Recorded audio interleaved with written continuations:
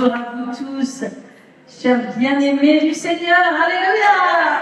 Tous les coups, vous êtes dans la joie quand on vous dit allons à la maison de l'Éternel, allons à la maison des femmes aujourd'hui, alléluia. Là où nous sommes ensemble et nous pourrons nous réunir. Et je sais que Dieu a de bonnes choses pour nous, les femmes, pour nous encourager et nous bâtir, pour que nous soyons des instruments puissants pour le royaume de Dieu. Alléluia. Alors on est heureux d'être ensemble. Est-ce que vous êtes heureuse? Oui. Est-ce que vous êtes dans la joie? Est-ce que la joie du Seigneur est votre force? Est-ce qu'il y a des vaillantes dans ce lieu? Est-ce qu'il y a des guerrières du Seigneur? Des messagers de bonnes nouvelles? Alléluia. Mon Dieu, Dieu a une armée dans ce lieu. Alléluia. Moi, vous savez, avant d'aller plus loin et de partager simplement les quelque chose que Dieu a mis dans mon cœur, d'abord, vraiment, à nouveau, je veux remercier le pasteur Catherine pour cette très élogieuse introduction au-delà de toute mesure. Alléluia.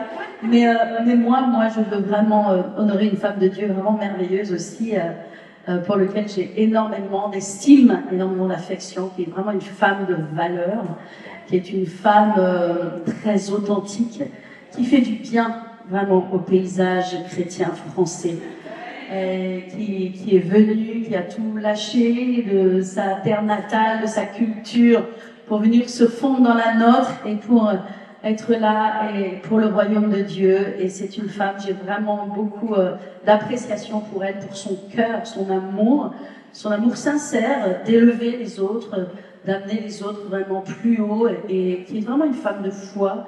Quand on parle d'autorité, parce que c'est notre sujet aujourd'hui, c'est vraiment une femme qui a une autorité formidable dans le monde spirituel, je le sais. Vous avez compris, vous savez de qui je parle. Je parle bien sûr de Catherine Baxter, pasteur Catherine Baxter. Pasteur Catherine, pour qui vous êtes en France et pour tout ce que vous faites pour les autres. Merci.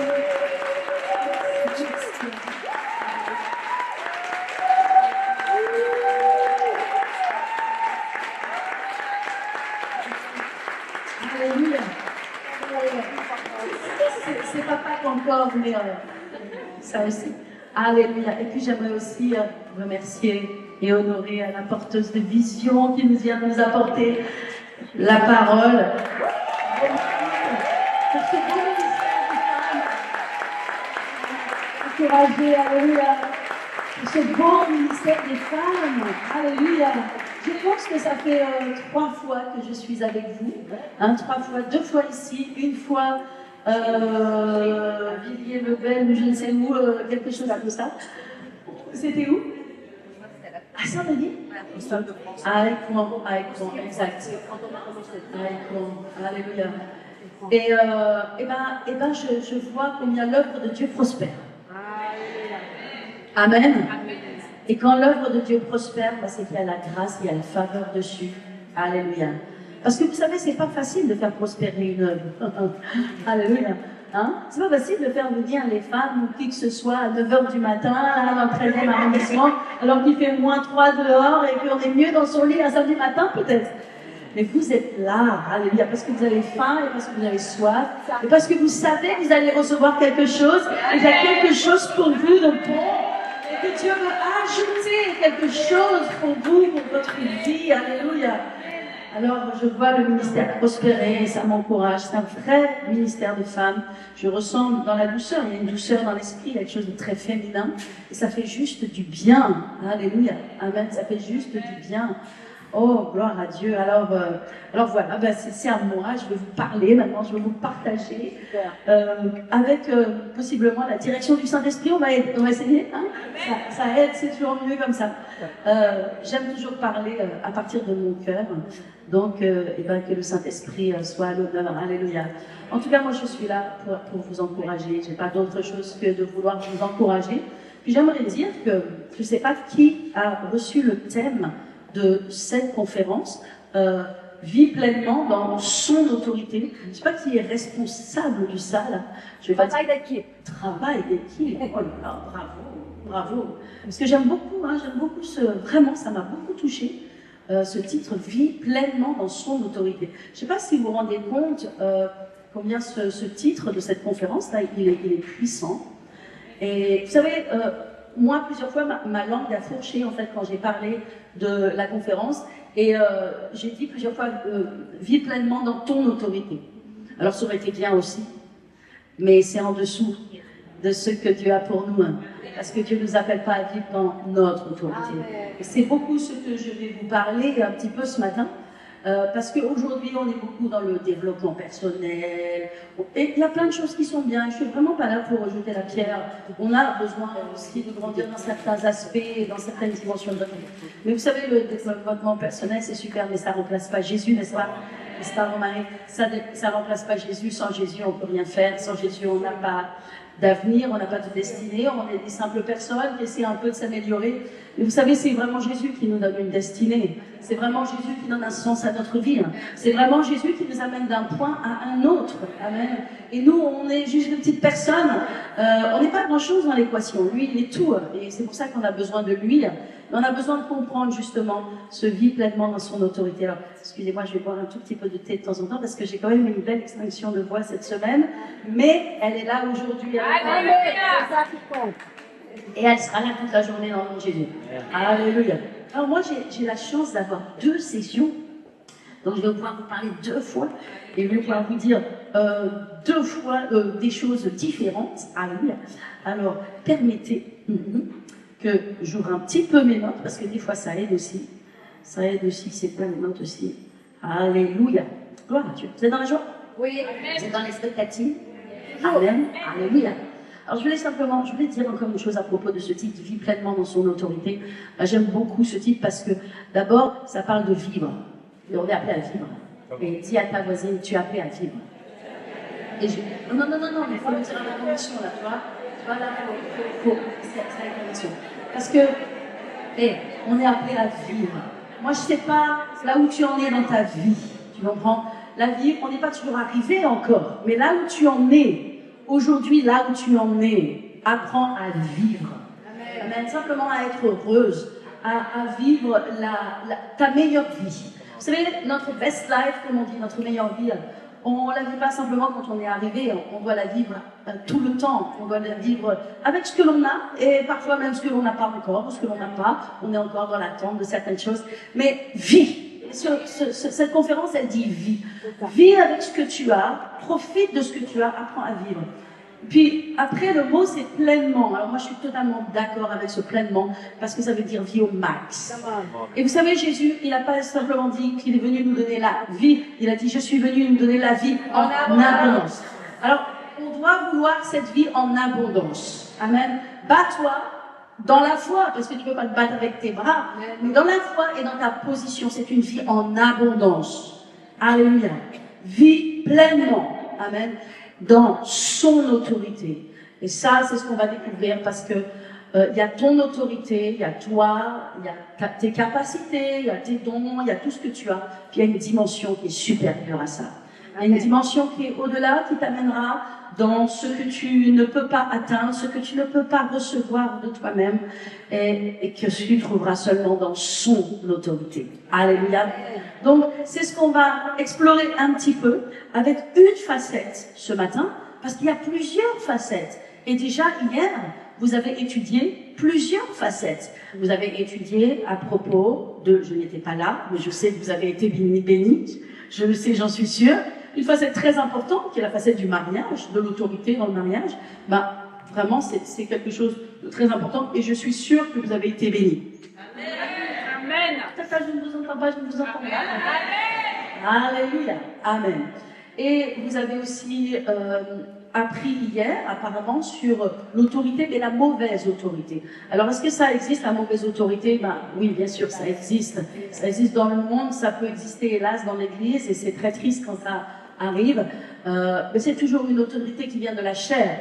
Et c'est pas celle qu'on veut. Alléluia. On veut l'autorité de l'esprit, on veut l'autorité de la parole, on veut l'autorité de Dieu. Vous savez, la Bible dit que son joug sur nous est tout. Son joug sur nous n'est jamais difficile, n'est jamais dur, mais il est léger, il est doux. Amen. Le joug de Dieu est bon. Alléluia, son autorité est bonne pour nous.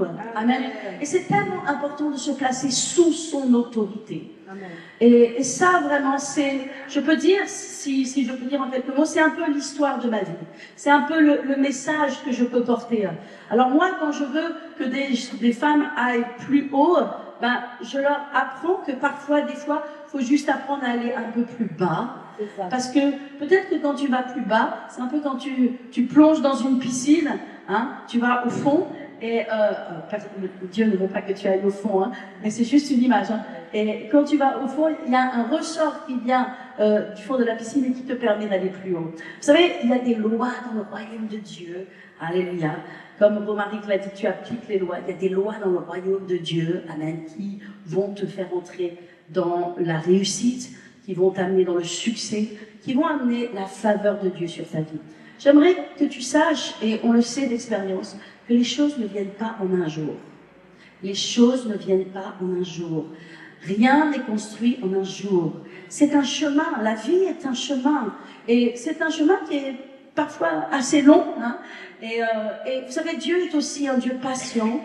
Et Dieu n'est pas pressé. Parfois, nous sommes pressés. Nous disons, Seigneur, le monde meurt. Les gens, la société est dans un état vite, vite, vite. Mais Dieu n'est pas pressé parce que Dieu, il fait les choses bien. Il construit pierre sur pierre. Il construit et il rajoute petit à petit, par-ci, par-là. De sorte que lorsqu'il a construit quelque chose, c'est quelque chose de solide.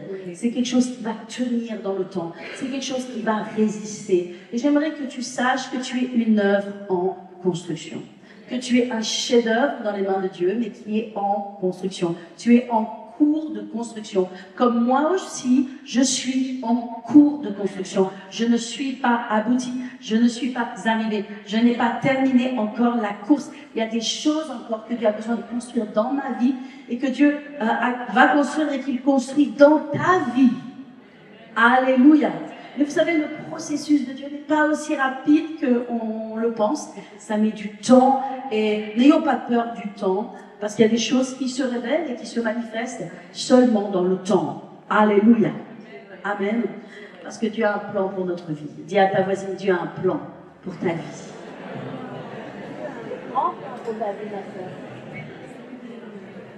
Pendant que vous êtes en train de faire ça, je suis en train de me rapprocher.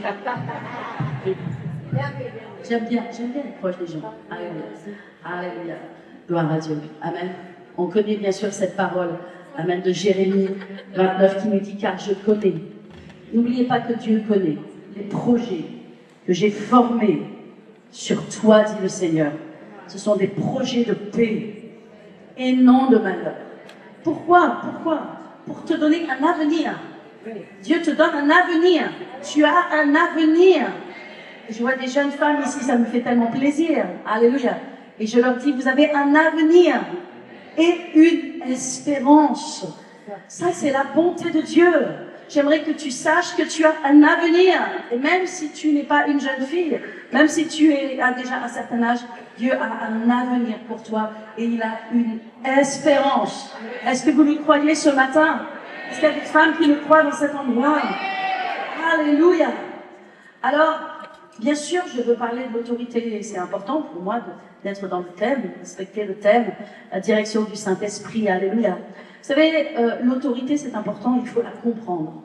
C'est très important de comprendre l'autorité et plus tôt dans ta vie et dans ta marche chrétienne et dans la marche de ton mariage et de tout ce que Dieu va ajouter dans ta vie, plus tôt tu comprends ce que c'est l'autorité, amen, plus ça va être facile dans ta vie.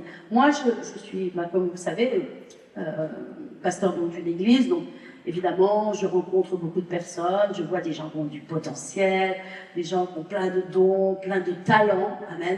Mais quand la dimension de l'autorité, la révélation de l'autorité, la compréhension de l'autorité n'est pas encore acquise, ben en fait, bien souvent, hélas, je vois des potentiels qui se perdent, je vois des dons et des talents, je vois des fractures, je vois des ruptures dans des vies et parfois même dans des mariages, hélas, parce qu'il y a cette non-compréhension de l'autorité. Parfois, il y a des blessures, les gens ont des blessures, et bien sûr, il y a des blessures, mais et Dieu est là pour nous guérir. D'ailleurs, on est ici dans un bel endroit, n'est-ce pas, qui est le palais de la femme, qui je relisais un petit peu l'histoire du palais de la femme avant d'arriver, mais qui a été construit au départ pour être un foyer pour les jeunes hommes, n'est-ce pas? Et puis après, ça n'a pas pu vraiment se faire. Après, ça a été un hôpital de guerre pour la Première Guerre mondiale. Ici, on peut imaginer, vous vous rendez compte qu'il y avait ici des blessés, etc., qui ont été soignés.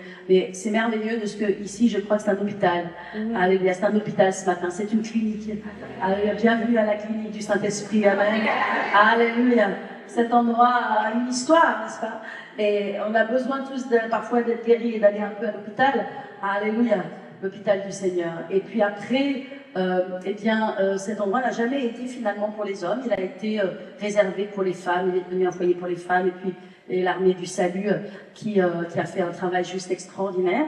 Et c'est vrai que, alors on est quand même dans une conférence pour femmes, donc on peut parler un petit peu des femmes, bien sûr, et il y a cette extraordinaire Catherine Booth, qui a été la femme de William Booth, qui était un homme extraordinaire, et elle aussi avait vraiment une vision, et qui a développé beaucoup de choses sociales pour aider, fortifier les femmes, qui était une puissante prédicatrice, et gloire à Dieu. Donc on est dans un endroit qui est important, même si elle n'a jamais vu cet endroit, puisque c'est l'armée du salut, c'est après elle. Elle a été dans les années 1800, fin 1800, et voilà. Donc on est dans un endroit où il y a vraiment une histoire, c'est chargé d'histoire, alléluia, et on veut croire que c'est chargé de destinée. Amen. Alléluia, amen, c'est chargé de destinée. Vous savez, c'est important de dire que vous avez une destinée. Mais vous savez, notre destinée, nous ne la connaissons pas. Elle est dans la main de Dieu. Et la seule chose qui nous appartient, la seule chose que nous contrôlons véritablement de notre vie, vous savez ce que c'est? C'est notre obéissance et notre soumission. Alléluia. Alléluia. Dieu ne cherche pas des dons et des talents. Dieu ne cherche pas des gens capables. Je me suis toujours considérée comme étant quelqu'un de très... Voilà, c'est pas à moi que j'attirais des compliments particuliers. Je suis comme tout à chacun. Mais il y a quelque chose de résilient qui est en moi. Amen. C'est ma capacité à obéir et à me soumettre. Amen. Et vous savez, c'est pas un mot qui est très populaire dans notre société. D'accord? Le mot soumission ressemble un peu à un gros mot. Et d'ailleurs, on a l'impression qu'on insulte quelqu'un. Mais quand on est dans l'église, il y a les hommes, il y a les femmes, on n'ose pas trop parler comme ça de soumission, etc. Alors comme on est dans une conférence pour femmes et qu'on est quasiment que avec des femmes, alléluia, on peut parler entre nous, alléluia. Alléluia, on peut parler entre nous. Amen. Et il n'y a pas de souci, alléluia. Mais vous savez, le mot soumission, il existe dans la Bible. Et c'est pas un mauvais mot, c'est un beau mot. En fait, c'est un mot qui est chargé de destinée. C'est un mot qui est chargé de destinée. Parce que, en fait, ce mot, c'est un catalyseur. C'est un canal. C'est juste un canal. C'est juste quelque chose, en fait, qui va t'amener quelque part. Waouh! Et si je dis ça, c'est parce que c'est ma vie, c'est mon histoire. Alors je vais vous parler un petit peu justement de l'autorité. Alléluia, de l'importance de comprendre l'autorité. Alléluia. J'aimerais que tu saches que c'est par la soumission à l'autorité de Dieu, premièrement, et puis aussi l'autorité que Dieu met sur ta vie, parce que Dieu a prévu, il a mis des autorités dans ce monde. Amen. Et donc, il y a des autorités qui sont au niveau de notre gouvernement. C'est pour ça que Dieu nous demande de prier pour le gouvernement. Amen. Mais il y a une autorité dans le foyer. Alléluia. Et il y a une autorité dans l'église aussi. Alléluia. Et donc, Dieu a mis, il y a différentes autorités. Je dis ça parce que moi, je l'ai rencontré, ça fait plus de 30 ans que je suis dans le ministère, et comme vous aussi, dans l'église, et j'ai rencontré beaucoup de chrétiens, et beaucoup sont soumis à Dieu, mais que à Dieu. Ça n'existe pas, parce que Dieu a délégué des autorités, amen, pour que, en fait, nous apprenions à nous soumettre à la soumission. Vous savez, la soumission à Dieu, et que à Dieu, et uniquement à Dieu, et pas véritablement la soumission à Dieu. Parce que Dieu nous appelle à nous soumettre aux autorités qu'il a placées. Alléluia. Est-ce que je parle à quelqu'un? Amen. Alléluia. Alors, si tu te soumets à lui, ben c'est important de comprendre que tu vas entrer dans son autorité. Quand tu te soumets à Dieu et à l'autorité de Dieu, tu vas entrer dans son autorité. Alléluia. Est-ce que vous comprenez ce que je veux vous dire? Amen. C'est important de comprendre que l'autorité, c'est pour ceux qui se soumettent. Ça veut dire que sans soumission, il n'y a pas d'autorité. Voilà. Et comme on parle de vivre pleinement dans son autorité, combien Dieu veut mettre son autorité dans ta vie, alléluia. Et cette autorité dans ta vie, elle vient parce que toi-même, tu es capable de te soumettre à l'autorité. Personne, en fait, qui ait une autorité, les gens qui ont une autorité, sont soumis à une autorité. Alléluia. Personne n'est une autorité par soi-même. Vous voyez, moi, je suis leader, bien sûr, mais je suis soumise à une autorité. Et j'ai fonctionné pendant des années avec mon mari, avec mon époux, et il a été une autorité, et quand bien même il n'est plus là, j'ai toujours l'habitude de dire que je suis mariée, en fait. Alléluia. Ce n'est pas parce que la mort nous sépare que vous êtes obligatoirement, vous pouvez vous considérer comme étant plus mariée. Moi, je considère que je suis mariée, alléluia, et que je marche toujours dans les préceptes, dans les choses que j'ai apprises, sur lesquelles j'ai beaucoup de respect, et donc il y a une autorité sur ma vie. Amen. Et donc les gens qui veulent grandir dans l'autorité doivent comprendre l'importance de grandir dans la soumission. Oh là là, ça paraît bizarre ce truc-là. Hein. Mais en fait, plus tu vas grandir dans la soumission envers Dieu et envers les autorités qu'il place sur toi, plus tu vas grandir dans l'autorité. Alléluia. Est-ce qu'on peut avoir un amen pour ça? Alléluia. La Bible nous parle de l'autorité et la Bible nous dit de l'importance de nous soumettre. Et vous savez, quand même on fait face à l'épreuve, quand on fait face à des attaques de l'ennemi, qu'on fait face à certaines choses, la Bible dit l'importance de nous soumettre à Dieu. Que si nous nous soumettons à Dieu, amen, alors nous allons pouvoir résister au diable et il va fuir l'un de nous. C'est-à-dire que même sur les démons, même sur toutes les autorités spirituelles, vous savez, les autorités spirituelles connaissent très bien les principes de l'autorité.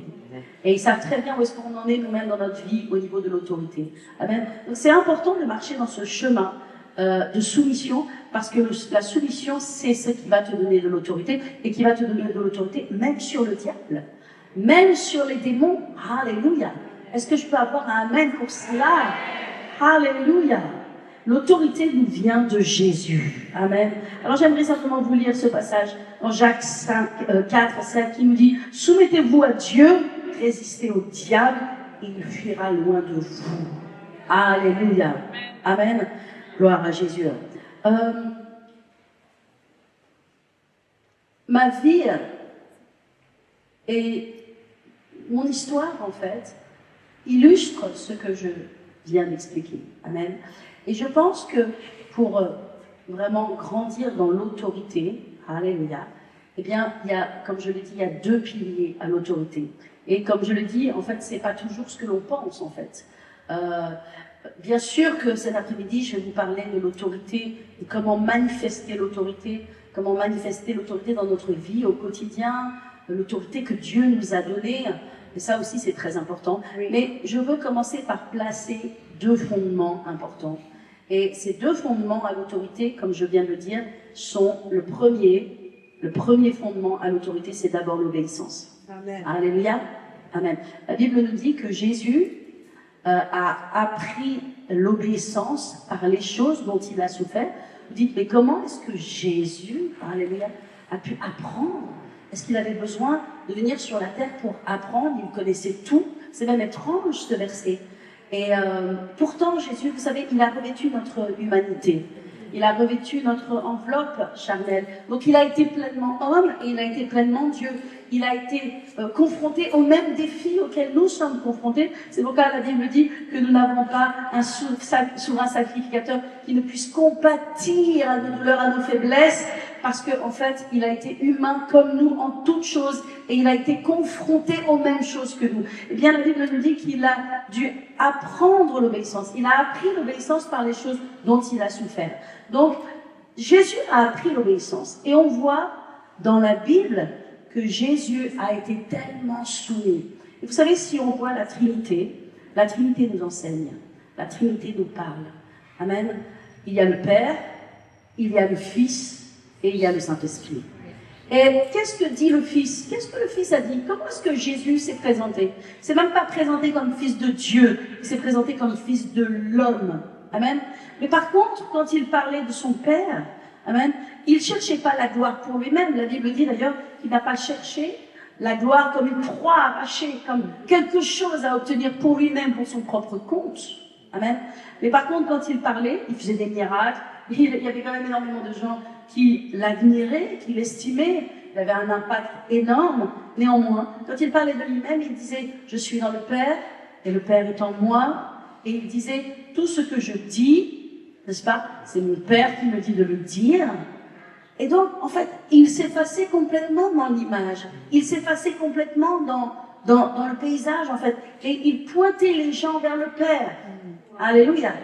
Amen. Alors ça, c'est ce que Jésus a fait. Et on voit à quel point il portait la gloire. C'est important de parler de la gloire. Parce que Dieu veut nous donner sa gloire.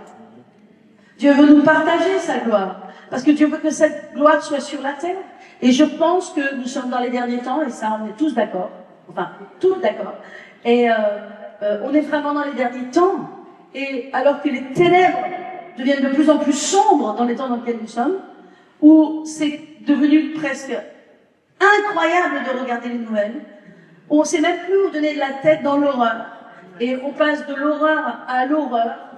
Et ce qui semblait horrible il y a 3 jours est devenu banal, tellement en 3 jours, en 3 semaines, on est devenu dans des choses encore plus horribles.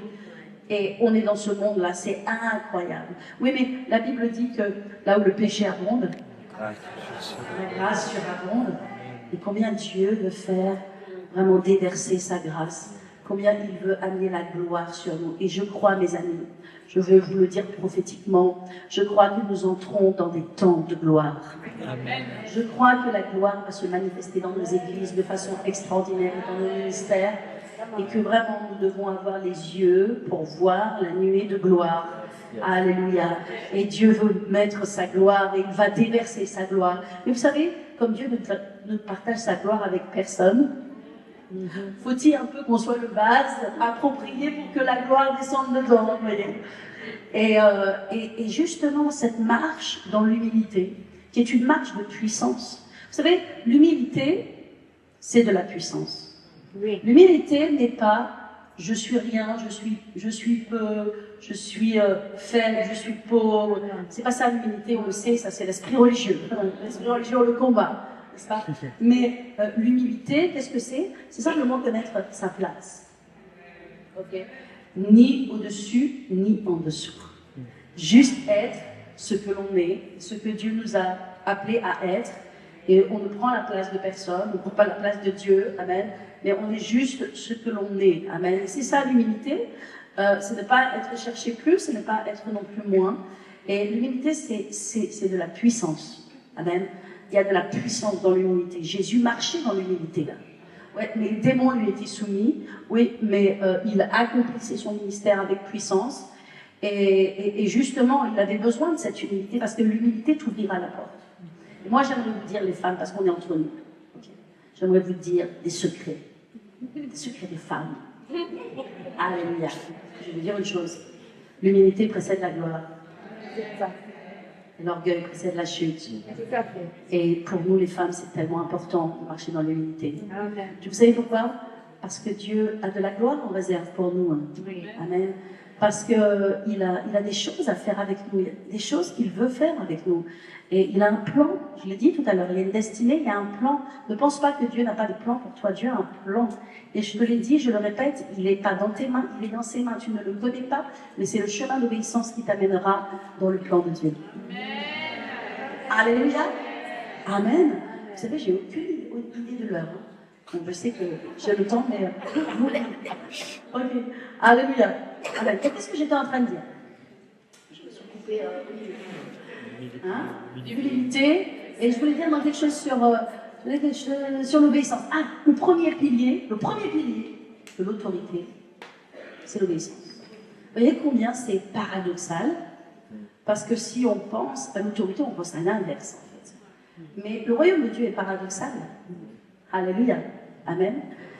Jésus est paradoxal, il est le lion, de la tribu de Juda, le plus sortant, mais lui c'était l'agneau. Amen. Et on le sait bien, le royaume de Dieu dit que celui qui s'humilie, Dieu l'élève. Amen. La Bible dit aussi que celui qui donne, ben, c'est lui qui va recevoir. Donc tout le royaume de Dieu est paradoxal. Amen. Donc dans la destinée, dans le plan de Dieu pour notre vie, alléluia, le premier chemin c'est l'obéissance. Et j'étais en train de vous dire que Jésus a appris l'obéissance. Et nous devons apprendre l'obéissance. Alors, peut-être que vous l'avez déjà appris. Alléluia. Et peut-être certains, vous êtes encore en chemin. Moi, vous savez, peut-être vous connaissez un petit peu mon histoire, ou pas, je ne sais pas. J'ai eu la chance de naître dans une famille chrétienne. Enfin, mes parents étaient sauvés, j'avais 4 ans. Donc à 4 ans, je suis allée à l'église. À 7 ans, j'ai donné ma vie à Jésus. C'était vraiment une décision personnelle, ferme, réfléchie. Et j'ai donné ma vie à Jésus à 7 ans. Et à 10 ans, 11 ans, Dieu m'a montré le ciel. D'accord. Je me demandais bien pourquoi j'ai eu telle rencontre avec Dieu à ce point-là. Donc cette vision du ciel, cette expérience où ma chambre a disparu, le ciel s'est ouvert, j'ai vu les anges et la gloire de Dieu, puis après tout s'est refermé. À minuit, dans mon lit, en assise au tailleur. Bon, je ne vais pas rentrer dans tout cela, mais c'était une réalité. Et puis bon, à 14 ans, j'ai eu une rencontre avec l'enfer. Et j'ai vu l'enfer aussi. Et bon, voilà. Bon, j'ai vécu ma vie chrétienne, j'ai vu Jésus de tout mon cœur. La chose que j'aimais le plus, c'était la prière. Alléluia, je voulais être à la réunion de prière.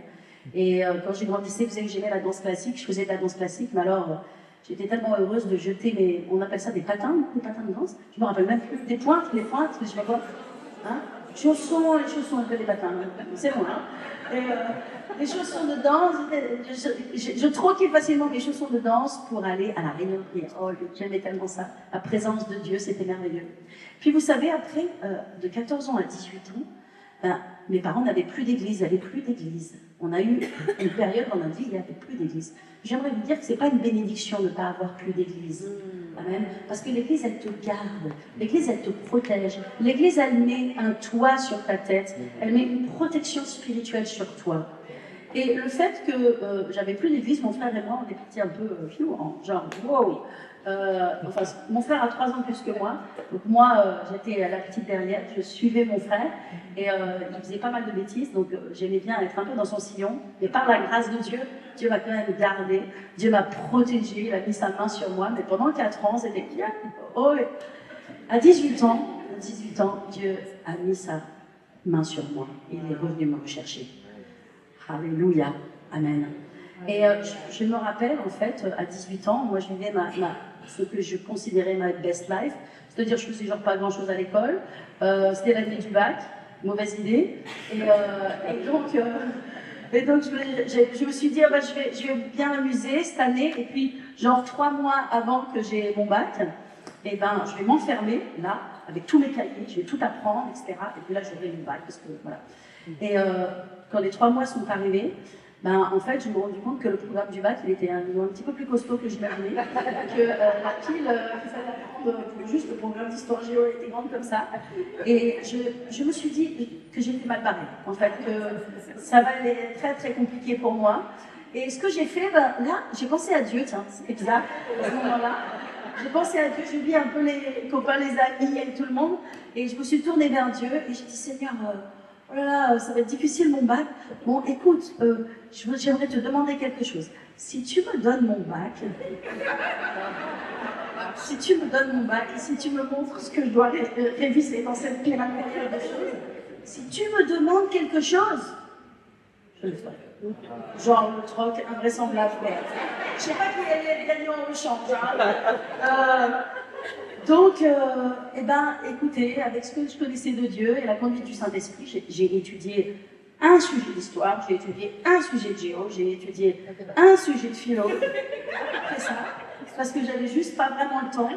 Et le matin, quand c'était les examens du bac, je descendais et dans ma cuisine, la cuisine de mes parents, en fait, il y avait un tableau à créer.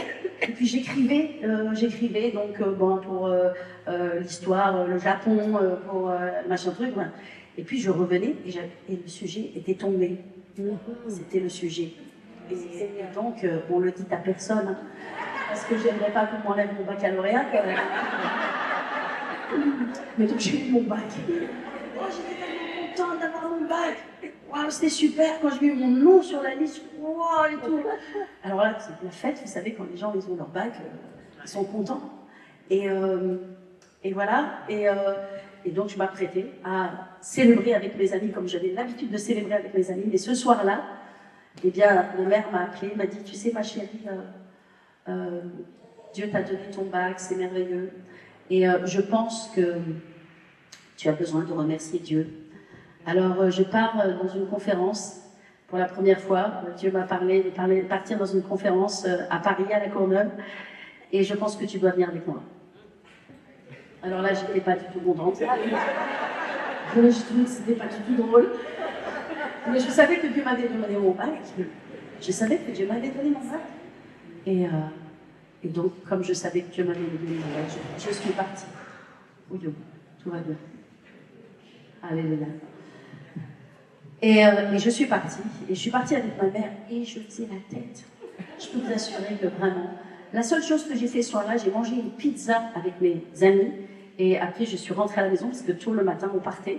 Et pendant tout ce séminaire, etc., je me disais, mais qu'est-ce que je fais là? Et pourquoi je suis là? J'ai envie d'être là, bla bla bla bla. Et vous savez, Dieu est un Dieu de destinée. Dieu est un Dieu, il connaît tout. Il connaît toutes choses. Amen. Et je ne pouvais pas imaginer, pas du tout à ce moment-là, qu'en mettant le pied dans cet endroit, eh ben, il y avait une destinée, il y avait un plan. Je ne pouvais même pas imaginer que j'allais passer ma vie. Moi, je ne suis pas de la Courneuve, vous voyez. Moi, à la base, je suis de Vichy. Vichy, hein? Vichy, c'est la capitale administrative de la France à l'époque. Elle n'est pas toujours un passé glorieux, d'ailleurs. Mais c'est une belle ville. C'est une belle ville bourgeoise avec plein de magasins, etc. Et c'est très différent. C'est très différent. Hein? Tout à fait différent. Hein? Oui, c'est pas pareil.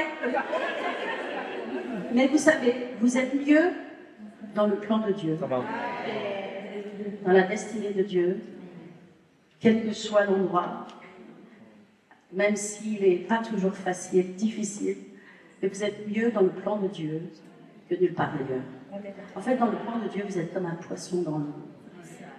Quand j'ai mis le pied, quand nous avons mis le pied avec ma mère dans cette conférence, c'était il y a longtemps, mais à l'instant même où nous sommes entrés, ma mère est entrée. Et ma mère a eu plusieurs rencontres avec Dieu qui ont été assez extraordinaires. Elle a eu plusieurs grandes visions ouvertes, extraordinaires. Et quand elle est entrée, elle a mis le pied, et c'était des années avant, elle a vu tous les murs s'écrouler. Elle a vu l'estrade s'écrouler, elle a vu une vision ouverte en entrant dans ce lieu, et elle a vu tout s'écrouler. Et quelques années après, 2 ou 3 ans après, la vision qu'elle a vue, que Dieu lui a montrée, elle s'est réalisée. Moi, qu'est-ce que j'ai fait? Eh bien, quand je suis allée là-bas, quelques temps après, Dieu m'a parlé. Alors moi, j'ai 18 ans, j'ai un rêve. J'ai un rêve. C'est quoi mon rêve? Moi, j'ai une tante qui s'appelle Christiane, que j'aime beaucoup, qui a été psychologue. Et elle a été psychologue à un très haut niveau. Elle a été chercheuse de tête. Elle a fait une superbe carrière. Moi, je me suis dit, ouais, j'aime bien la psychologie. Puis j'admire beaucoup ma tante, je l'aime beaucoup, et je veux lui ressembler. Alors, j'ai nourri ce rêve depuis que j'ai l'âge de 14 ans. La plupart des gamins, à 14 ans, ils ne savent pas ce qu'ils veulent faire. Mais moi, à 14 ans, je me suis dit, ah non, moi, je veux être psychologue ou psychothérapeute. C'est ça ce que je veux être, mon rêve. Et donc, voilà. Et quand je suis rentrée à Paris, 2-3 mois après, Dieu me parle. Et Dieu me parle clairement. Et il me dit, je veux que tu fasses 3 choses. C'est là que c'est l'obéissance, les amis. Dieu me dit, je veux que tu apprennes ma parole. Je veux que tu apprennes à parler l'anglais. Et je veux que tu apprennes à savoir comment gérer une entreprise. Je dis, Seigneur, mais j'ai horreur de tout ce que tu me demandes. à part étudier la parole, je veux bien, mais moi, je vais en fac, là, je pars en fac. Donc, ok, Seigneur, on va faire un deal. Étudier la parole, on le fera après mes études, quand j'aurai mon diplôme. Parce que moi, ce qui était super, le truc, c'était de mettre une petite plaque dorée, vous voyez, sur les murs. Psychologue, psychothérapeute, ça faisait bien. À 18 ans, tu penses, c'est ça le truc qui est vachement important, tu vois. Et j'ai dit, Seigneur, non, en fait, non. Et je suis partie en fac. Je suis partie en fac, mes parents m'ont très gentiment acheté une jolie petite voiture et ils m'ont pris un appartement parce qu'il fallait aller dans une ville universitaire. Et j'avais tout pour être heureuse. J'avais tout pour être heureuse. Et j'avais même mon chat avec moi, l'appartement. Sauf que j'étais tellement malheureuse. Parce que la réalité des faits, c'est que quand tu ne fais pas ce que Dieu t'a dit de faire, quand tu n'es pas là où Dieu veut que tu sois, tu ne peux pas vivre ta best life, tu ne peux pas être heureux, tu vas être amer, tu vas être frustré, tu vas être angoissé, tu vas être mal. On doit être là où Dieu veut que l'on soit. Et parfois, c'est tellement différent de nos pensées, de nos conceptions. Et vous savez, pour arriver à changer nos conceptions, on a tous des conceptions. On a toutes des conceptions. C'est vrai. Et pour changer ces conceptions, c'est comme tu dois faire passer un navire de guerre ou bien un paquebot. Bouge un paquebot, tu vois.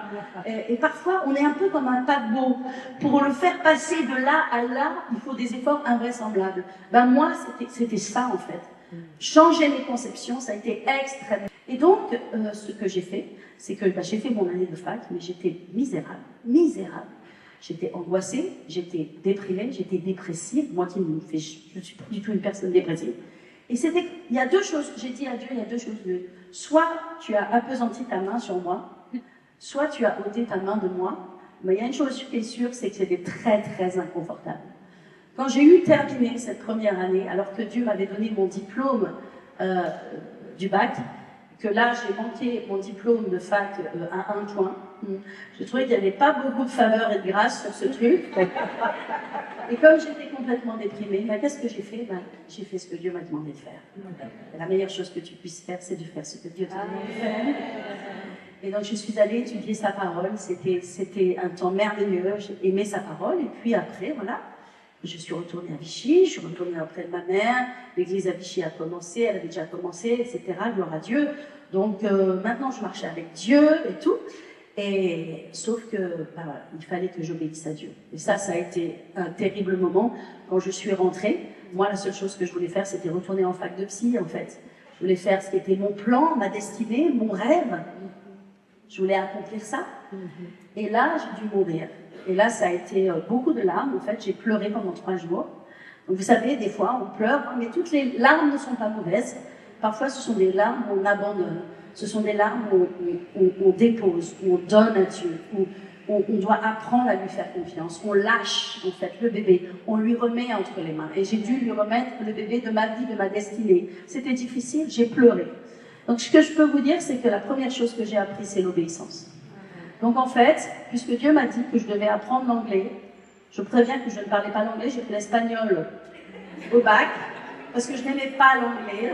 Donc, et que apprendre à gérer une entreprise, ça ne m'intéressait pas, l'économie d'entreprise, et toutes les choses qui vont avec. Donc, du coup, je me suis inscrite dans une école. Je me suis inscrite dans une école à nouveau de mauvaise humeur. Donc, quand je suis allée c'était une école de cadre, et j'ai dit, OK, bon, qu'est-ce qu'on peut apprendre chez vous? Okay. On apprend des choses là pour apprendre à gérer une entreprise. OK. On apprend l'anglais? Bon, allez, inscrivez-moi. Je me suis inscrite littéralement comme ça, de mauvaise humeur. Parce que je ne comprenais pas. Ça n'avait pas de sens. Je ne comprenais pas. Pourquoi est-ce que je devais faire ce chemin? C'était inutile. C'était stupide à mon sens. Mais vous savez, tout ce chemin, dans ma vie, a duré 5 ans. Ça a duré 5 ans. C'est pas un petit truc quand même, d'obéir à Dieu sans comprendre, en abandonnant ta destinée, ton plan, tes idées à toi, pendant 5 ans, sans comprendre. C'était un dur chemin d'obéissance. Dieu a voulu que je passe par un dur chemin d'obéissance, où j'ai dû mettre ma vie, mon choix, mon opinion de côté pour le ciel. Et donc, pendant ces années où j'ai appris l'anglais, etc., quand j'ai eu mon diplôme, parce que là, pour le coup, je l'ai eu, Celui-là, je l'ai eu, ça n'était pas difficile. Quand j'ai eu mon diplôme et que je suis sortie, j'ai dit, Seigneur, what's next? Qu'est-ce que je fais avec ça, moi, maintenant? Hein? Ça n'a aucun sens. Je fais quoi? Et je vais voir mon père. Et je dis, papa, tu sais, alors je suis très contente d'avoir ce diplôme, mais je pense qu'il faudrait que je retourne en fac de psy. Je pense que je ne sais pas ce que je vais faire, moi, avec ce diplôme. J'ai pas de plan, en fait. J'ai pas de plan. Et mon père me répond, mais ma chérie, je ne vais pas passer ma vie à te payer des études. Je savais que là, la grâce était passée. Donc, je suis allée travailler, puisque tout cela n'avait aucun sens. Je suis allée travailler avec ma mère. Ma mère m'a dit, puisque tu ne sais pas quoi faire, viens avec moi. Ma mère a une maison d'édition, les éditions Bethesda. Et ça, depuis des années, elle était dans les éditions, elle est toujours d'ailleurs. Ma boutique chrétienne aussi, et gloire à Dieu. Et donc, je vais travailler avec elle. Amen. Et je vais travailler quelques mois avec elle. Alléluia. Et puis, après, ouais, il faudrait vraiment que je vous raconte toute l'histoire, ce serait long. Oh là là là, toute l'histoire et tous les détails. Oh non, non, vous êtes des corrupteurs. Enfin, des corruptrices.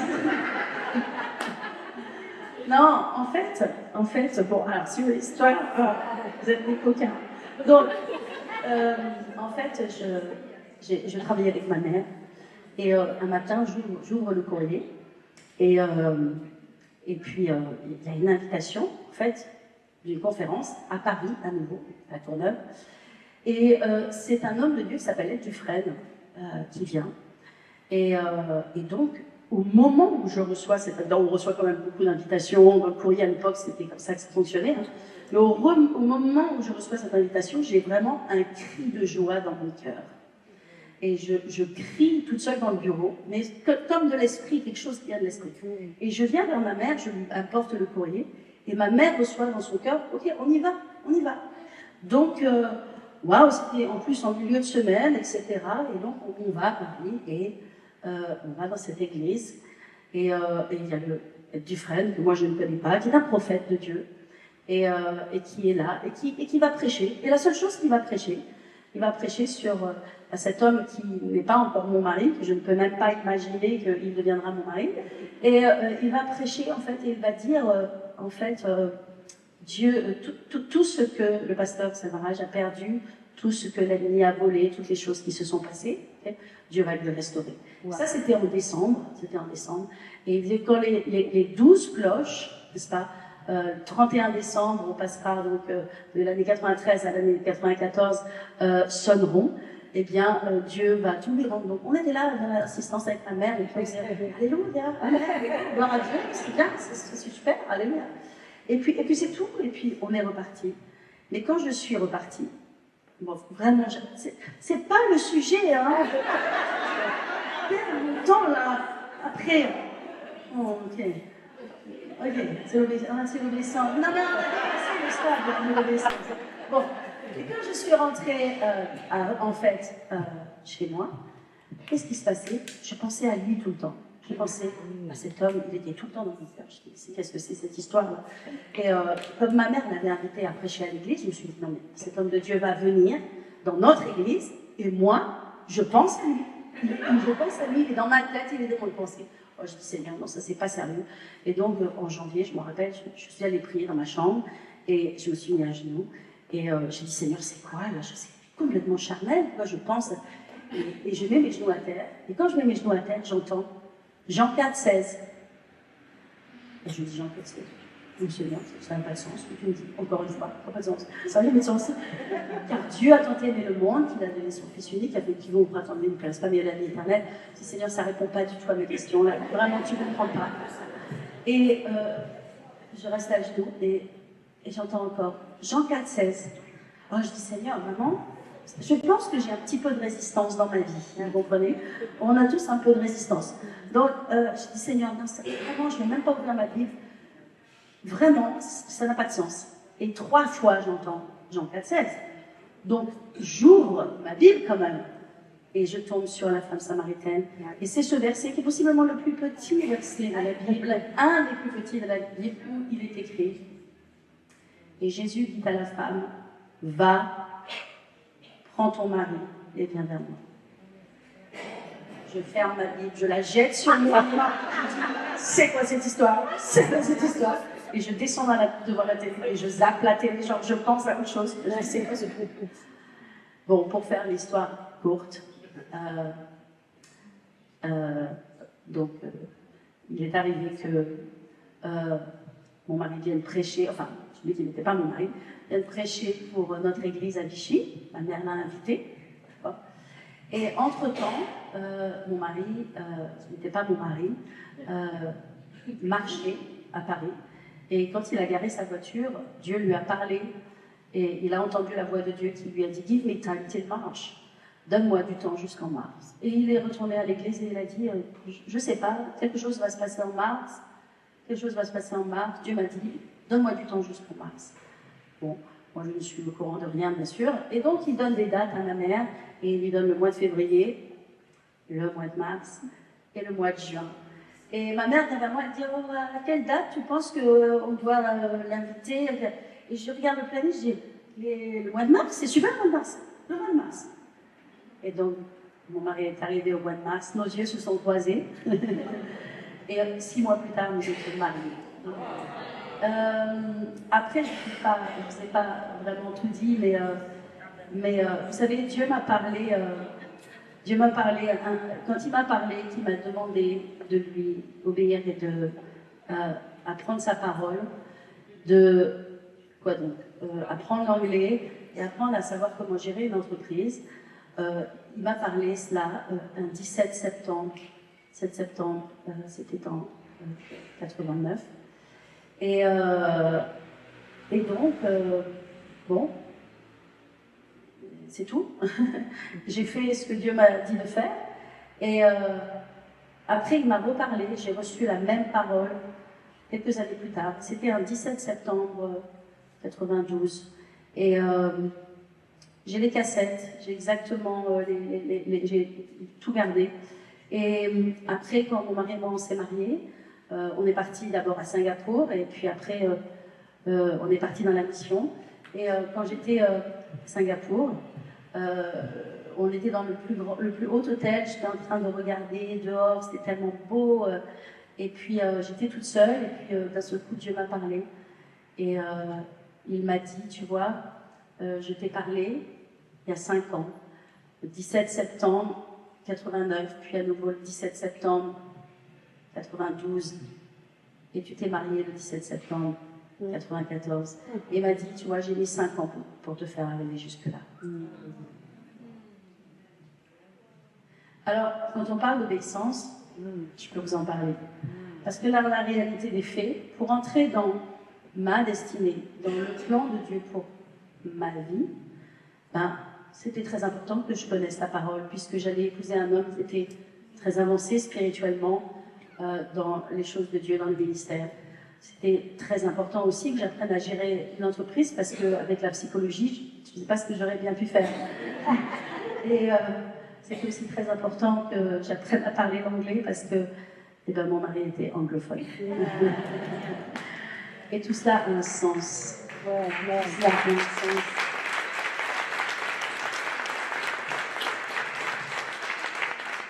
Mes amis, on ne comprend pas toujours le plan de Dieu. Mais la chose que vous devez apprendre, c'est à savoir écouter sa voix. Savoir quand Dieu parle. Beaucoup de gens, et ça je vois ça dans le pastorat, beaucoup de gens disent Dieu a dit. Dieu a dit. Oui, mais si Dieu a dit, il y aura les fruits de ce que Dieu a dit. Il y a tellement de gens qui disent Dieu a dit, alors que Dieu n'a pas dit. Peut-être qu'ils aspiraient à ce que Dieu dise. Peut-être que leur chair leur font prendre le dessus et dire Dieu a dit. Peut-être l'orgueil fait qu'on dit que Dieu a dit. Tellement de gens me disent Dieu a dit. Moi je dis, vous savez, moi je ne dis pas Dieu a dit. Je dis à mon église combien de fois, je dis, vous savez, je ne vais pas venir sur l'estrade et dire Dieu a dit. Dieu dit ceci, Dieu dit cela. J'utilise le nom de Dieu avec beaucoup de précaution.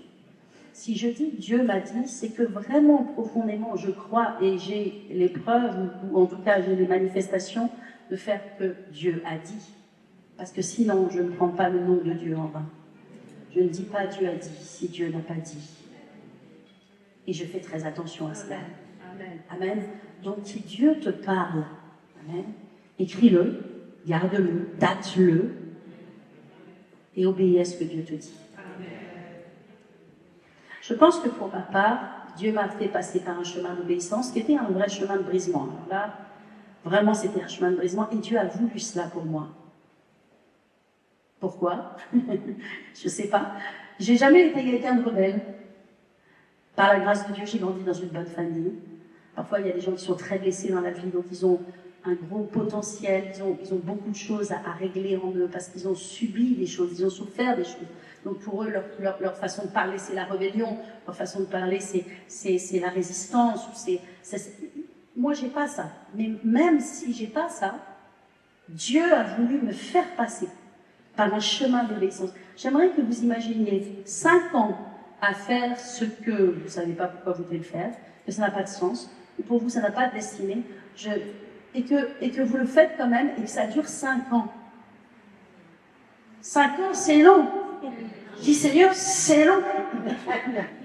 Tout ça pour moi, pour arriver au bout des 5 ans, pour n'arriver à rien, pour me dire, j'ai mis ma vie en l'air, qu'est-ce que tu fais quoi? Ça n'a pas de sens.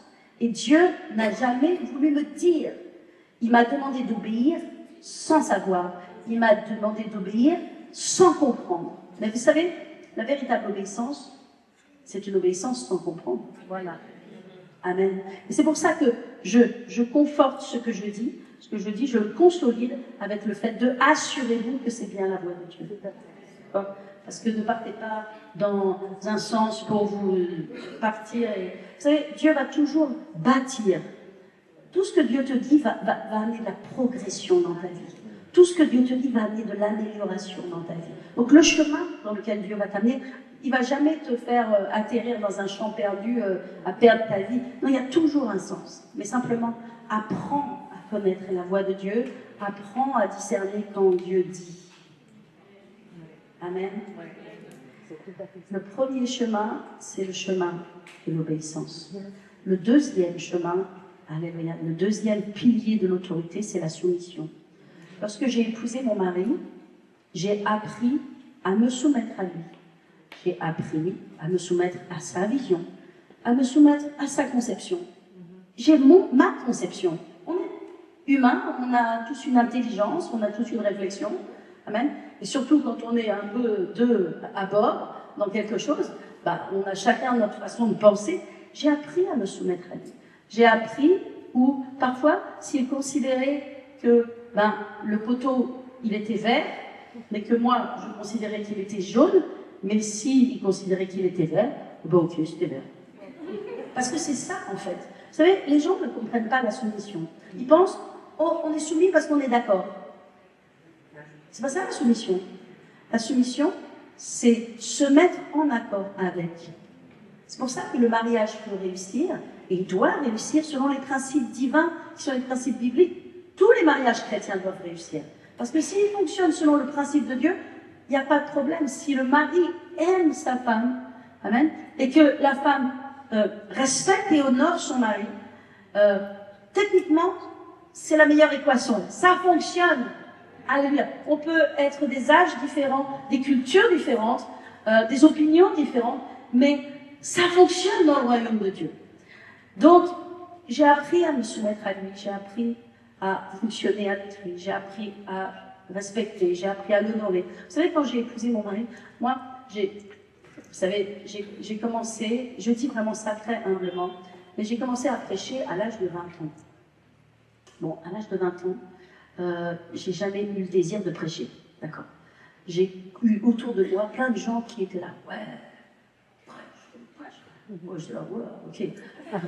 Sauf qu'à 20 ans, quand je suis sortie de l'école publique, j'avais pas du tout l'intention de prêcher. Moi, j'avais fait ce que Dieu m'avait demandé. Okay. J'ai quelqu'un qui a cette drôle d'idée bizarre de venir m'inviter à prêcher. Et je dis à cette personne, à sa conférence, C'était une petite conférence, mais c'était quand même sa conférence annuelle, etc. Et je dis, bah non. Je dis, bah, non, en fait, non. Catégoriquement, je lui dis non. Et le problème, c'est que quand la personne a prêché et que je dis non, d'un seul coup, j'ai une expérience que j'ai jamais eue auparavant. J'ai de l'électricité sur les lèvres pendant plusieurs heures. Oh, je sais quoi ce truc? Je ne sais pas si vous avez expérimenté cela. L'électricité, c'est vraiment un signe du Saint-Esprit sur les lèvres, puis vous n'êtes pas bien parce que vous avez vraiment de l'électricité. Oh, je me dis, tiens, c'est étrange. Et donc, la personne réinsiste. Vous verrez qu'avec moi, dans mon histoire, c'est souvent qu'il faut y aller à plusieurs fois. Hein. J'y vais pas comme ça. Et j'ai un peu de résistance en moi, mais je me soigne. Avec l'aide de Dieu, je me soigne.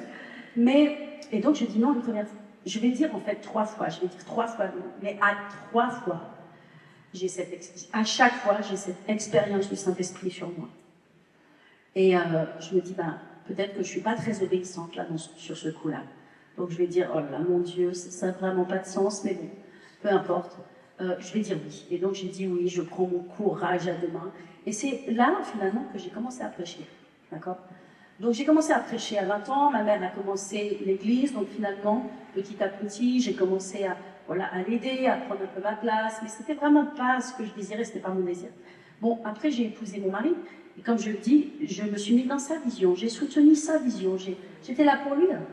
Je pense qu'à ce jour, je ne lui ai jamais dit, je ne suis jamais venue lui dire, ah tu sais, à 20 ans je prêchais. Parce que, en fait, je ne lui ai jamais dit ça, ça aurait été ridicule de me dire ça, et je ne lui ai jamais dit. Vous savez pourquoi? Parce que juste, je n'ai pas cherché mon intérêt, j'ai cherché son intérêt, et j'ai cherché l'intérêt de ce que Dieu voulait faire. C'est tellement important. Et voilà. Et quelques années après, mon mari est venu vers moi, et on était mariés peut-être depuis 3 ans, et il m'a dit, je ne serai pas là ce dimanche. Est-ce que tu crois que tu peux prêcher? Oh. Je lui ai dit, oui, je crois que je peux prêcher. Je vais prêcher. Et donc j'ai prêché. Et je me rappelle le premier message que j'ai prêché. Je suis montée avec beaucoup de respect sur cette estrade. Et la première chose que j'ai dit, c'est que vous savez, je vais vous apporter la parole, mais j'aimerais que vous sachiez que je suis une femme voilée. Je ne porte pas de voile. Mais le voile, la Bible en parle. On ne déchire pas les pages de la Bible qui ne nous intéressent pas, vous voyez. La Bible en parle. Et la Bible parle de l'autorité, parce qu'on est sûr, vit pleinement dans son autorité. Tu vas comprendre que quand tu fonctionnes dans l'autorité de Dieu, à la façon de Dieu, Dieu ouvre un chemin pour toi. Et ce chemin, tu n'as pas besoin de pousser, tu n'as pas besoin de résister, tu n'as pas besoin de faire savoir à tout le monde. Tu n'as pas besoin de lever le poing, parce que Dieu est bien capable d'ouvrir le chemin qu'il a pour toi. Tout à fait. Quel que soit ton chemin, ta destinée, ce que Dieu t'appelle à faire toi, que tu sois une femme d'affaires ou que tu sois une femme que Dieu appelle à faire des œuvres sociales pour Dieu, ou quelle que soit la chose, ou à écrire un livre, peu importe. Tu comprends? Et les choses que Dieu nous donne à nous les femmes, n'est pas dans la revendication. C'est dans l'humilité. Mais dans l'humilité, la puissance de l'humanité qui ouvre la voie. Alléluia. Donc mon mari m'a demandé de prêcher, ok. Après, on a été ensemble, etc. Et puis il y a eu un moment donné où il m'a dit, maintenant c'est toi. Maintenant c'est ton temps. Je lui dis, pourquoi tu dis ça? Ça n'a pas de sens en fait. Mon mari sera toujours un homme qui a des années et des années de ministère et d'expérience au-dessus de moi. Je dis, mais non, mais pourquoi tu dis ça? Il me dit, non, maintenant c'est ton temps. Je dis, non, dis pas ça. Il me dit, si, maintenant c'est ton temps, c'est toi maintenant. Et je ne savais pas que 2 ans après, il ne serait plus là. 2 ans après, il ne serait plus là. Alléluia. Amen. Il a dit à l'église 2 mois avant de partir. Dieu lui a parlé. Il a eu un rêve. Un matin, il se réveille et il rit. Et moi, je suis encore dans mon lit et je le vois rire. Et je dis, mais pourquoi tu ris? Et il me dit, j'ai eu un rêve. Je dis, bah, qu'est-ce qui te fait rire? Il me dit, j'ai rêvé que je prenais le thé. Il y avait une table ronde et je prenais le thé avec John Austin et Lester Sumrall. Et il s'est mis à éclater de rire. Sauf que John Austin et Lester Sumrall étaient déjà partis avec Dieu. Et sont des gens qui ont été très très proches de lui et de son cœur. Ils savaient. Moi, qu'est-ce que j'ai compris? Oh, j'ai compris, mais j'ai pas compris. C'est des choses que tu ne peux pas comprendre. Et lui, il savait. Et il s'est mis à parler à l'église. Et puis il a dit à l'église, je vais partir. Et quand je vais partir, je partirai, mais je ferai mon travail pour Dieu jusqu'au bout. Et je vais vous dire une chose, mon mari a eu l'honneur de partir dans l'église à une réunion de prière. Et vous savez, Dieu est tellement bon. Mon fils avait 11 ans et il a toujours été aux réunions de prière. Les gamins aiment bien galoper dans les réunions de prière. Il avait toujours une banane de là jusque là, à rire, à courir avec les autres enfants. Et il était toujours dans les réunions de prière. C'est la seule réunion de prière. Je suis rentrée à la maison et j'ai ramené mon fils à la maison. Et quelqu'un l'a gardé. Et je suis revenue à la réunion de prière.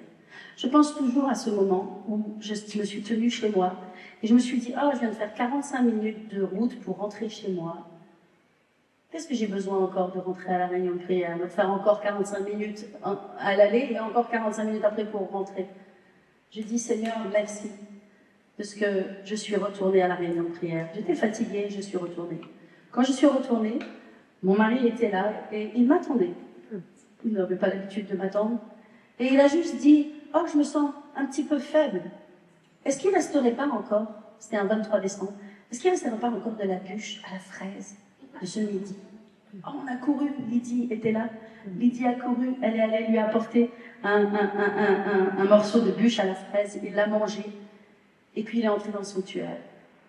Je ne sais pas pourquoi ce soir-là, il ne voulait pas entrer dans le sanctuaire sans qu'on y entre tous les deux. Ce n'était pas notre habitude, on est entrés tous les deux. Et il n'y avait pas d'esprit de prière. Il n'y avait pas d'esprit de prière. Alors, je lui dis, tu vas prier? Il me dit, non, non, vas-y, fais la prière. Alors, je dis, bah, merci. Non, je plaisante. Et donc, je monte sur l'estrade et je commence à prier un peu comme ça. Et je vais voir une chose que j'ai jamais vue, qu'il n'a jamais fait dans l'histoire de l'Église. Il s'est mis à faire le tour de l'Église et il est allé voir les responsables. Il a posé la main sur chacun d'eux. Il leur a donné une petite tape, un petit mot d'encouragement. Il n'a jamais fait ça. Jamais il a marché dans le sanctuaire. Il allait au bureau, sa chaise, estrade, bureau, et les gens venaient le voir là, mais lui, il n'allait pas dans. Et il a posé la main. Il a posé la main sur les responsables. Et il est revenu sur sa chaise. Il était debout. Je l'ai vu. Moi, je le voyais sur l'estrade, je le voyais marcher. Je dis, ah ouais, ok. Je le voyais marcher dans le sanctuaire. Et puis je l'ai vu revenir à sa place. Puis je l'ai vu lever ses mains vers le ciel. Il a levé ses deux mains vers le ciel. J'ai fermé les yeux dans la prière et j'ai entendu boum. Quand j'ai entendu le boum, j'ai ouvert mes yeux. J'ai dit, d'où vient ce boum? J'ai regardé. Il était au sol. Il était parti. Je ne peux pas vous expliquer, mais je savais qu'il était parti. Surtout qu'il m'avait dit, il m'a dit, tu sais, s'il m'arrive quoi que ce soit, laisse-moi partir. Ouais. Ne t'acharne pas. Ouais. Laisse-moi partir. Et il savait, moi je ne savais pas. Quand j'ai descendu les marches pour aller, je l'ai pris dans mes bras, j'ai assisté à son dernier souffle. J'ai vu son dernier souffle. Ne pleurez pas. Parce qu'en même temps, c'est aussi glorieux. Parce que le ciel et la terre sont tellement proches. Et on vit dans ce monde spirituel, on vit dans ce monde avec Dieu, où les réalités spirituelles sont là. Et vous savez, un jour, nous aussi, nous partirons dans la gloire. C'est pour ça qu'on est appelé à le servir, et le servir le mieux que l'on peut dans sa gloire. Alléluia. Et donc, quand j'ai descendu, je ne peux pas vous expliquer pourquoi. Mais il y a quelque chose qui, j'ai entendu, qui tournait comme un disque. Est-ce que c'est ma chair? Est-ce que c'est le diable? Est-ce que c'est Dieu? Je ne peux même pas vous le dire aujourd'hui. Mais je l'ai vu à terre, et puis j'ai entendu, c'est ta destinée. Tu fais face à ta destinée. C'est ta destinée. Tu fais face à ta destinée. C'est ta destinée. Tu fais face à ta destinée. Je ne sais pas. Aujourd'hui, je ne sais pas. En tout cas, il est parti. et voilà. Et mon mari disait toujours, on doit bâtir une église. Et il me disait, un jour, il vient comme ça sur l'estrade, et moi je le traduis, et il a cette brillante idée de se tourner vers moi et de dire, ma femme est celle qui va trouver la prochaine église. Oh, wow, merci du cadeau. Ok, alléluia. Donc, mais vous savez, il disait toujours les choses, quand il disait tout ce qu'il disait, avait du sens. Quand il m'a dit ça, j'ai dit, bon, d'accord, ok. Et j'ai commencé à chercher. On connaît Paris, le besoin d'église à Paris, c'est tellement important. Et j'ai commencé à chercher, j'ai visité des bâtiments, Et il me disait toujours, trouve un terrain. Je dis, honey, there's no ground. Il n'y a pas de terrain. Il n'y a pas de foncier. À la Courneuve, il n'y a pas de foncier. Vous allez voir le maire, j'ai tout fait. J'ai fait le cadastre, j'ai tout cherché. Il n'y a pas un morceau de terrain. Enfin, si, il y en a deux. Un espèce de vieux terrain pourri, perdu dans un angle d'un truc qui est en fait une déchetterie. Voilà. Et un coin de terrain qui est à côté, tout à côté, dans la même rue de notre église, et en fait, qui est un angle, en fait, un coin, et non, il n'y a pas de terrain. Non, il n'y a pas de terrain. Et il me disait toujours, cherche un terrain. Et je disais, mais il n'y a pas de terrain. Alors je cherchais des bâtiments. Et je cherchais des bâtiments. Mais je veux vous encourager avec cette parole. Je vais terminer avec ça. J'ai pris plus que de mon temps. Donc, il voulait prier. Oh Seigneur, Jésus, aide-moi. Et donc, je vais faire vite. Mais je vais être on time. Et donc, je cherchais des bâtiments. Et quand on cherche des bâtiments, tu trouves des bâtiments, en fait, c'est très compliqué parce que les mairies préemptent tout le temps. Ils ne veulent pas qu'il y ait une église. Et puis le bâtiment en lui-même, même si c'est un bâtiment industriel, il faut tout refaire du sol au plafond, il coûte déjà plusieurs millions à lui tout seul. Et après, tu as des travaux invraisemblables à faire. Donc je disais à Dieu, Seigneur, si on doit trouver un bâtiment, il faut que tu me parles. Parce que là, je visite des bâtiments, peut-être certains peuvent aller, plus ou moins, mais même si je trouve et que une mairie ne préempte pas, etc., de toute façon, il faut que tu me parles, tu ne me parles pas. Et ça a duré des années, j'ai cherché pendant au moins 7 ans ou plus, je cherchais, je visitais, j'ai tous visité, je les connais, et jamais Dieu m'a parlé. Et mon mari est parti. Et voyez-vous, dans le plan de Dieu, il y avait des choses qui étaient pour moi. Il y a des choses que Dieu me demandait à moi. Moi, dans ma pensée à moi, c'est mon mari qui doit bâtir l'église. C'est mon mari qui doit... Voilà, et je suis là avec lui, on est ensemble. Eh bien, Dieu n'a pas révélé les choses de son vivant. Et je veux vous encourager, pour vous les femmes, amen, parce qu'il y a des choses pour vous, spécifiquement pour vous. Je dis, mais Seigneur, comment c'est possible? Mon mari est parti, et quand mon mari est parti, je me suis retrouvée à avoir des sérieux problèmes. J'ai eu des sérieux problèmes parce qu'il y a eu, je ne sais pas si vous vous rappelez, il y a eu un accident assez dramatique dans une église. Et c'était l'année du départ de mon mari, c'était en 2012. Et là, il y a eu vous avez peut-être vécu ça vous aussi, il y a eu une montée contre les églises, il y a eu beaucoup d'églises qui ont fermé. Et les services de sécurité sont venus dans les églises, ont fermé beaucoup d'églises. Il y a eu des pasteurs qui m'ont appelé, ils pleuraient dans la rue, les CRX, ils avaient mis dehors, fermé leurs bâtiments, etc. Et dans mon cœur, je savais dans mon cœur, je ne savais pas pourquoi, mais je savais que j'allais avoir un problème. Et Dieu me donne une vision, et je vois, Dieu me donne un son, je vois qu'on m'apporte une lettre commandée. 8 jours après, je reçois une lettre commandée. Et dans cette lettre commandée, j'ai bien sûr, comme toutes les autres églises en France, une grosse visite de sécurité, 25 personnes qui viennent, le labo scientifique, la police, le commissaire, enfin bon, on était 25, c'était juste waouh, oppressant. Et vous savez ce qu'ils ont fait? Ils ont dit, ouais, il y a beaucoup trop de monde ici, blablabla, on ferme. Et j'ai été fermée. J'ai eu une fermeture. Mais vous savez, les dimanches reviennent toutes les semaines. C'est invraisemblable, comme tous les dimanches reviennent toutes les semaines. Quand tu es pasteur, tu sais ça. Tu dois préparer la parole, et c'est toutes les semaines. C'est déjà dimanche. Et je ne savais pas quoi faire. Parce que maintenant, je n'ai plus d'assurance. Je n'ai plus... C'est sérieux? Oui, mais il y a l'œuvre de Dieu aussi. Je ne suis pas là juste pour me protéger. Moi, je dois faire aussi. Et je vais vous dire, j'ai pris le challenge et j'ai dit, écoutez, enfin, personne ne le savait. Personne ne savait comment il savait. Et on a mené le culte de la même façon qu'on a mené le culte. La police est entrée dans le culte. Je les voyais arriver par la porte. Tout le monde se lève, alléluia, on va chanter un chant. Je courais à mon bureau, ils prenaient mes papiers, ils me menaçaient. Et je devais retourner sur l'estrade, mon cœur me battait. Oui, il fallait que je prêche. Difficile. Vous savez, servir Dieu n'est pas toujours confortable. Servir Dieu n'est pas toujours facile. C'est pas toujours facile, ça demande du courage. Et donc, dans ce moment incroyablement difficile où je ne sais pas comment faire, je me dis, je vais aller voir le maire. Et vous savez, le maire, c'est un maire qui est historiquement maire de la Courneuve, et notre mairie est communiste. Et je me rappelle, il y a quelques années de cela, mon mari était encore là, on recevait T.L. Osborne, on recevait John Austin, on recevait des personnalités, il y a beaucoup de monde qui venait. Et donc, je me suis dit, oh, c'est quand même incroyable, il n'y a même pas un panneau pour montrer l'église.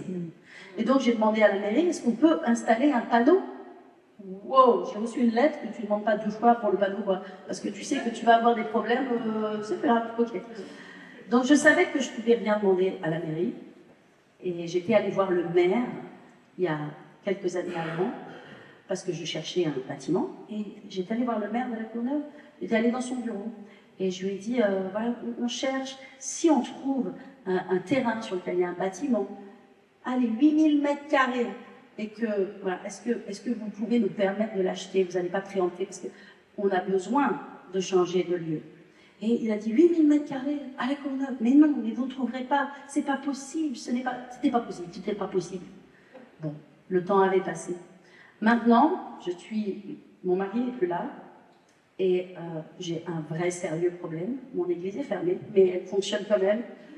Mais elle est fermée. Et moi, je le sais. Et c'est juste pas drôle. Hein. Moi, le dimanche matin, je suis à genoux au pied de mon estrade. Les autres font la sono et je prie que Dieu nous garde, que Dieu nous protège, parce que moi, je sais. Moi, je sais ce à quoi je fais face. Et donc, je décide d'aller voir le maire. Sauf que 7 jours avant de voir le maire, Dieu me donne un songe. C'est le rêve de Joseph. Dieu me donne un songe invraisemblable. Puis vous savez quand vous savez que c'est Dieu qui vous parle. Waouh, je ne comprends pas tout dans le songe. Il est en 3 parties, je ne peux pas vous le raconter. Et je sais que Dieu m'a parlé. Et donc, je vais voir le maire. J'oublie un peu le songe parce que c'est des 7 jours. Je suis concentrée sur ce que je vais dire au maire. Mais dans le songe, je me vois entrer dans une salle, une grande salle. Et il y a un très grand bureau ovale en bois. Très grand. Et c'est un petit peu dans la pénombre. J'arrive, je m'assois. Et il y a 2-3 personnes qui sont autour de cette table et j'attends. Le maire arrive, je me lève, il vient, il s'assoit en face de moi et je lui parle. Et il est en face de moi, et il acquiesce. Et puis il se lève, dans mon rêve, et il met la main sur un tableau, qui est un espèce de paperboard, un tableau. Il met la main, et puis il dit pourquoi on ne leur donnerait pas ça. Et après mon rêve continue, il y a d'autres choses, et notamment quelque chose relatif au terrain dans mon rêve. Moi j'arrive avec mon rendez-vous avec le maire. Moi, pour moi, je ne suis pas en train de penser à mon songe, je suis en train de penser que j'ai une église qui est fermée et j'ai besoin d'aide. Il faut que cette situation, c'est sérieux. Donc, j'arrive et je m'attends à aller dans le bureau de maire, parce que j'étais allée dans le bureau de maire, je connaissais le bureau de maire. Il me dit non, non, c'est pas là, vous montez à l'étage. Ok, je monte à l'étage, j'entre, je ne me rends pas bien compte, j'arrive. Il y a une grande bureau ovale en bois, et il y a 2-3 personnes assises dans la pénombre. Et je m'assois, et j'attends. Et le maire arrive, je me lève, je le salue. Il entre, il s'assoit en face de moi. Je lui parle. Et là, je lui explique. Je lui dis, monsieur le maire, blablabla, bla, bla, bla, bla. Et il fait ça devant moi. Et il se lève. Et je ne percute pas, je ne pense pas au rêve, moi je pense à mon problème. Et il se lève, sauf que c'est pas un paperboard qui est là. Tout le mur, c'est la Google Earth de la Courneuve, en noir et blanc. Et il se met devant, et il cherche, et il pose la main, et il dit, pourquoi est-ce qu'on ne leur donnerait pas ça? Je ne percute pas à ce moment-là. Il y a une femme qui est là, et qui dit, oui, mais monsieur le maire, il y a ça, à propos du terrain. Et d'un seul coup, ça y est, je percute. Parce que ce qu'elle dit vient corroborer la deuxième et la troisième partie de mon rêve. Il y avait 3 parties dans mon rêve. Et là, je me tourne. J'ai quelqu'un qui est venu avec moi, qui m'a accompagné, qui, entre-temps, est devenu mon chef de projet. Et je me tourne vers lui et je lui dis, et lui, il est au courant de mon rêve, un des rares avec le courant de mon rêve. Et je lui dis, c'est mon rêve. On est en train de marcher dans mon rêve. Et j'ai dit ça, j'ai le maire en face de moi. On est en train. Et le maire, à chaque fois que je le vois, je lui raconte. Je dis, monsieur le maire, j'ai un rêve. Après peu de temps, j'étais avec lui. On a signé la dernière signature, la signature finale, donc en janvier. Donc j'étais avec lui en janvier et je lui ai encore raconté l'histoire du rêve. 2 fois, je lui ai raconté. Il me regarde bizarrement. Mais c'est pas grave. C'est pas grave. Je lui dis qu'il fait partie d'un rêve, que tout cela. Je lui dis, il a besoin de l'entendre. Et donc, et voilà. Et je marche dans ce rêve. Et je me suis toujours demandé, Seigneur, pourquoi est-ce que mon mari est parti et jamais tu nous as parlé sur le futur de l'Église, sur le lendemain de l'Église, sur qu'est-ce qui arrivait next? Parce que, à la rigueur, normalement, c'était lui qui aurait dû porter le projet, ou même Dieu a attendu qu'il parte. Et après, 6 mois après, Dieu m'a révélé sa volonté. Amen. Amen. Et il a voulu que je porte ce projet. Mes amis, je me suis battue. Si quelqu'un veut que je prêche un jour sur la patience, la persévérance, c'est moi qui l'ai invité. Je suis I'm the person. Je suis la personne. 12 ans. Est-ce que vous comprenez 12 ans? Comment on comprend 12 ans quand c'est le plan de Dieu? Comment on comprend? On ne le comprend pas.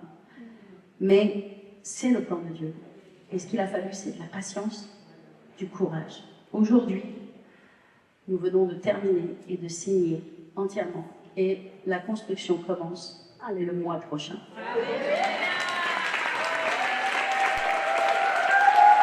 Alléluia. Pour la gloire de Dieu et pour la France, pour chacun d'entre nous, même si nous sommes d'églises différentes, néanmoins, que ce soit un témoignage de Jésus dans cette nation de France. Alléluia. Et je veux que ce soit une gloire que l'on puisse partager avec tout le corps de Christ. Et je veux témoigner de ce que Dieu a fait. Amen. Amen. Tout cela est le fruit de quoi? 2 choses. Maintenant, je termine mon message. L'obéissance et la soumission.